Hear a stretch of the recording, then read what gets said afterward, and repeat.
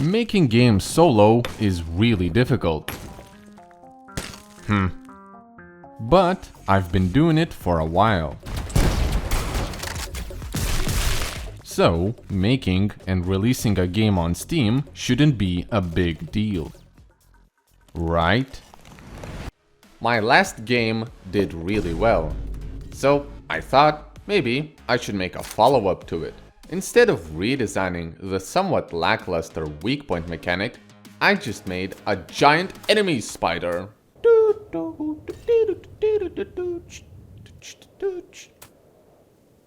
To take it down, you'd remove its limbs, climb on top of it, and hit the weak point on its body. But with the limitation of having literally no damage, I'm not sure how well it would have worked. So I wanted to try making the weak point system more complex, and I started working on it. The weak point game was getting quite overwhelming, so I wanted to take a little break. Make a very tiny narrative experience perhaps, a bit like Half-Life. But I only made picking up and throwing cubes. Yeah. The Boss Rush Game Jam was happening around this time, and last time I made a pretty cool game. So, what if I tried doing that again? What about a first-person melee boss rush? I managed to make a decent base for the melee combat, and right before adding an enemy, I got hit by 2025.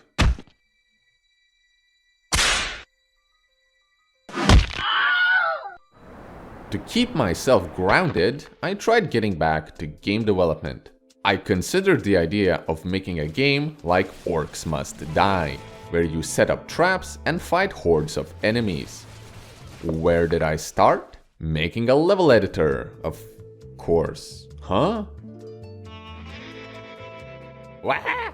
For a while now, I was thinking about reviving my old samurai project, so maybe this was the time. As I already have some basic first-person melee stuff done, I booted up Blender to prototype art, as last time having beings as characters was one of the reasons why the project failed. I very quickly realized I am kind of bad at making human characters. Now, I just wanted to get better. I also realized that making the bean samurai into humans lost some of their charm. I did eventually get a pretty alright samurai done. As I was enjoying modeling, I decided to hop back into Blender and I set out to make one character per day. I tried modeling more creatures, not just humans, and I did manage to make some cool stuff during this period. There was a game concept here somewhere, but it doesn't matter, because all I did was modeling. Eventually, I couldn't keep up doing this daily, so I stopped. I found myself back at the weak point project. I really wanted to make it work. Currently, it has one-shot or nothing combat. So, instead of trying to redesign it from scratch, maybe have regular damage with resistances and weaknesses, I made new types of weak points. So, you switch weapons and still insta-kill enemies. To try and extend the lifespan of stronger enemies, I tried making a layered weak point system. For example, destroying layers of armor to reveal the real weak point. This didn't fix the one-shot or nothing gameplay though, it still felt too rigid. So, after redesigning one of the old enemies,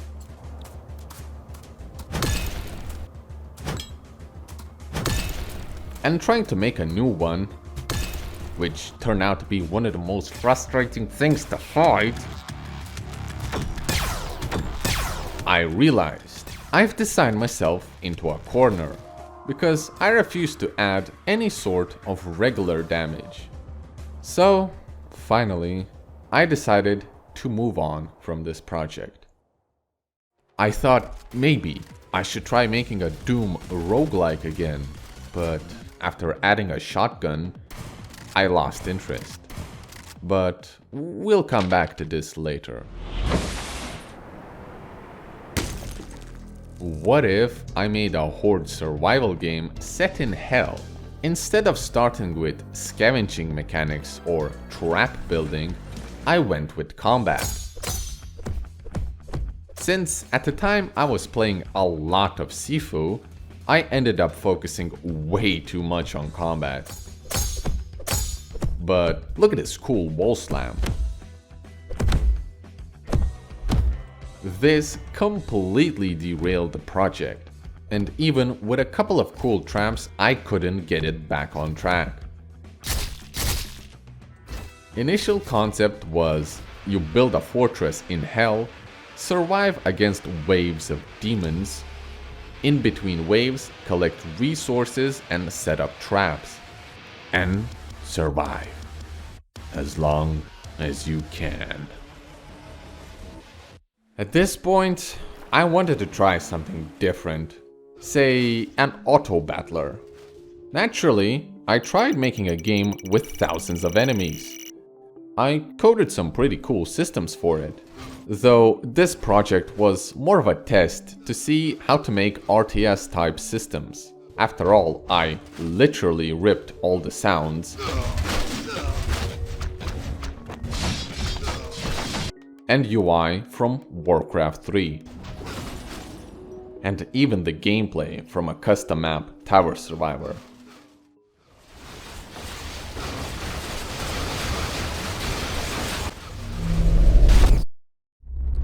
After a year since that Clay game and lots of considerations, I decided to finally make that Clay Souls-like.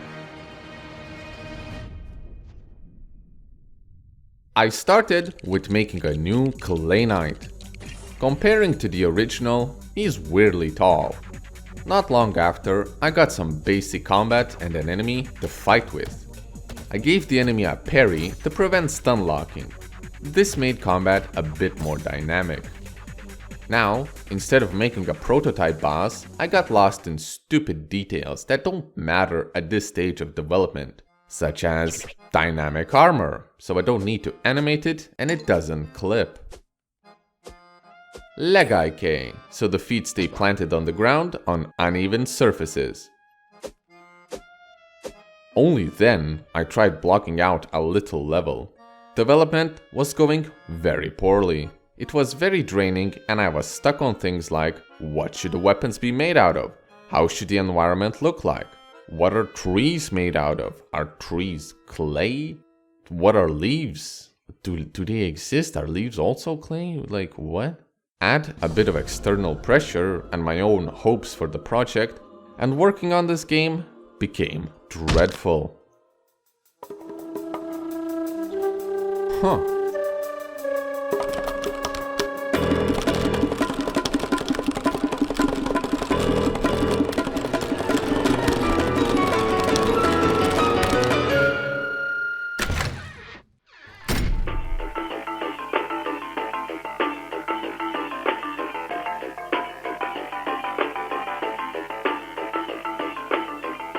That's it. I wrote a pretty long design document, but this is all of the game I actually made. Just some visuals like super hot. I tried going back to Claiborne, but it didn't last long. I only made a boss model. Like, he's not even animated, he's just... Claiborne proved too daunting, so I had a break and played some Spider-Man.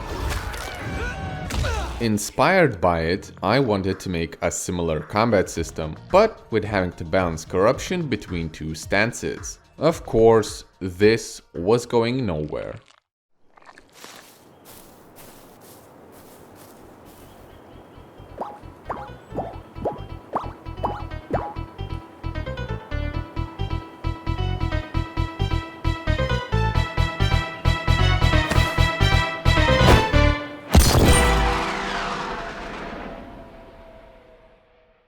I figured that all my games were pretty lonely. None of them have any friendly or even neutral NPCs. So I got some shrooms to follow you. You could also pick up and throw them. Then I made a big shroom you have to defend, kind of like Garden Warfare. And I allowed the player to plant larger shrooms that spawn small shrooms. Don't question it. Lastly, I made a bunch of models that I decided to hand paint. Whilst I do like how the game turned out visually, even this very simple hand-painted style was taking a lot of time, and the goal was to complete this game in a week. Realizing that this, once again, has turned into a pretty large project, I stopped working on it.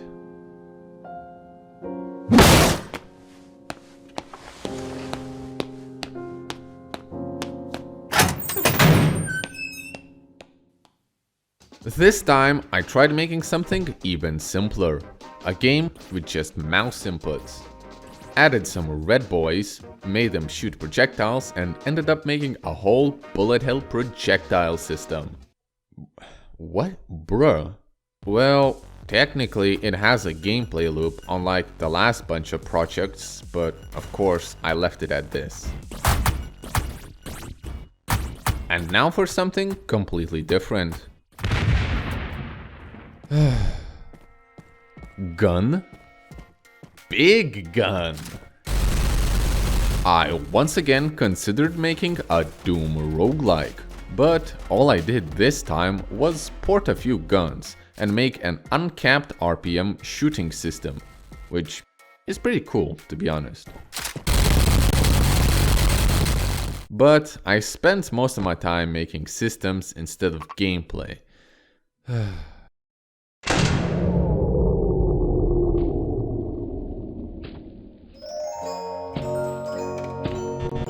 A while back, over a year ago, I made this low visibility concept for a game, a top-down kind of Souls-like horror game. I didn't have any ideas for it at the time, so I scrapped it. Now, I wanted to see if this effect would work in a full 3D environment, and yes it does. This could be a pretty nice mechanic for a horror game, but this was just an experiment to see if I can make the shader. There's no game here. So I made a car game thingy. GMTK Game Jam was happening at the moment, so surely this time I'll finish a project. As always, my scope knows no bounds, so I thought I could make a 3D car game in 3 days. By the time I got some nice car controls, the jam was almost over. But I was still pretty happy with the result. Got to make some new stuff I've never tried before. But someone was still waiting for me. I couldn't get Claiborne out of my head. So, after 2 months since I made the boss, I started making animations. Whilst animating all of this, I coded some voxel stuff. And you may ask, why? I brought the boss in the game and he does that. When I got the boss to actually start fighting, he was acting like he was in a fighting game, cancelling his combos and starting new ones, with no counterplay. The boss was just styling on the player at this point.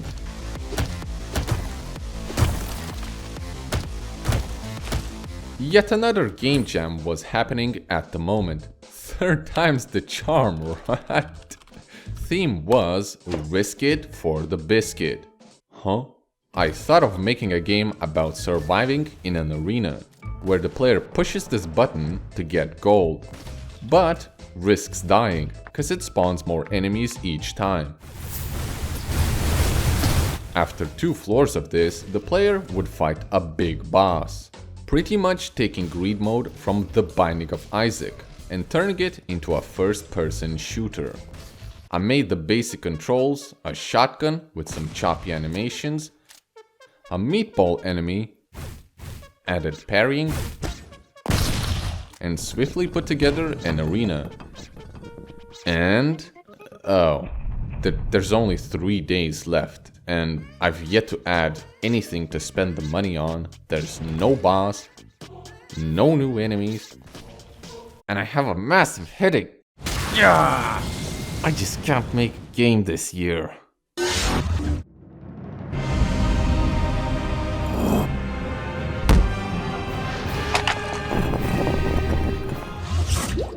Clay Knight was still looking a bit weird with these long legs, so I finally cut them down. Now I just made a bunch of new animations and version 3 Clay Knight was here. It's a blend of the original and the newer one. I fixed up a lot of stuff this time around. The boss doesn't cheat anymore. You can heal. And you can do a combo attack. Hitting the boss gives a combo charge. To use healing or a combo attack, you need at least 1 charge. This promotes being aggressive, cause you can't just run away and heal. With all the basic mechanics working, I realized that there's no way I can make this into a full game. I was not enjoying working on this project, so I was barely making any progress for those 6 months. My own ambition and the external pressure made it all too much, so I decided to stop Clayborn development, at least for now. But I still released this boss fight as a playtest to get some feedback and to actually release something this year. A link to download is in the description. The combat that I made seems to be not so bad, so at least I didn't waste the 6 months entirely.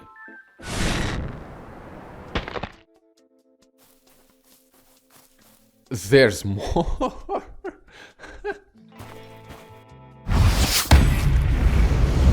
No, not really.